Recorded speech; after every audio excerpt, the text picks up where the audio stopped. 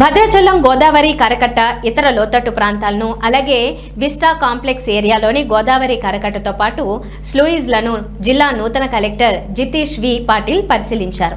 వరదల సమయంలో పట్టణంలోని బ్యాక్ వాటర్ ఎట్టి పరిస్థితుల్లోనూ ఈ ప్రాంతంలో నిలవకూడదని కలెక్టర్ అధికారులను ఆదేశించారు. వరదలు ఏ సమయంలో వచ్చినా అప్రమత్తంగా ఉండాలని ఇరిగేషన్ అధికారులకు కలెక్టర్ సూచనలు చేశారు. లోతట్టు ప్రాంతాల్లో నీరు చేరకుండా ముందస్తు చర్యలు చేపట్టాలని అన్ని శాఖల అధికారులను కలెక్టర్ ఆదేశించారు. భద్రాచలం పట్టణ శివార్లలో కొత్తగా నిర్మిస్తున్న గోదావరి కరకట్ట నిర్మాణ పనులను జిల్లా కలెక్టర్ పరిశీలించారు.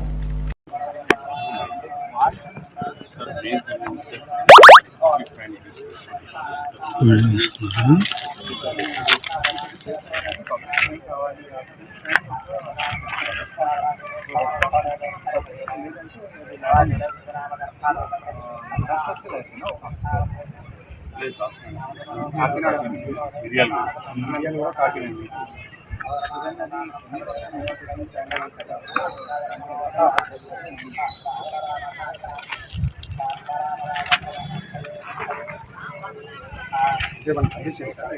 రాష్ట్ర పట్టణాలు ఆల్రెడీ కలెక్టర్ గారికి సబ్మిషన్ ఇచ్చారు సార్. ఆవిడ 3 మోటార్స్ వచ్చారు. 250 అప్లికేషన్ టెండర్ కోడ్ చేసి 3 కోర్సెస్ మనం ఎస్టాబ్లిష్ చేసుకున్నాం సార్. 3 నెలలకి 3 మోటార్స్ వస్తున్నాయి సార్. నాకు ఏం కావాలంటే ఈ గూగుల్ మ్యాప్ ఉంది దాంట్లో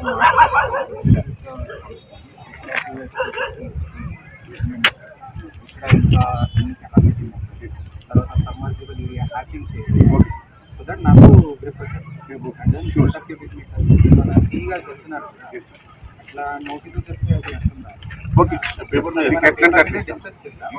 దట్ 5 minutes వర్షం పడి ఈ ఏరియా ఉంది. ఇక్కడ మనం పంప్స్ ప్లేస్ చేస్తాం అంటే సీఎం గారు పాత్ర వాళ్ళు మీకు ఎందుకంటే వాళ్ళ లెవెన్త్ లో మాకు అదే ఇది ఇదైనా ఉన్నావు బాబు ఉంటాను వాళ్ళకి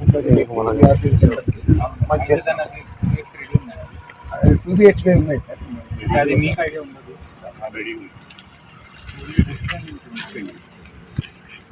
అంటే సఫిషియెంట్ సంఖ్య ఉంది.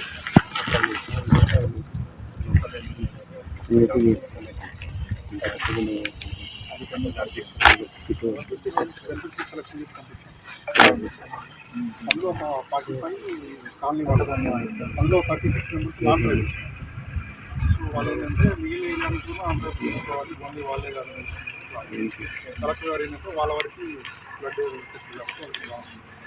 మనం ఇప్పుడు అక్కడ పోయి దాన్ని ముందు పరిగెత్తి వాళ్ళు అదే మాట్లాడుతారు.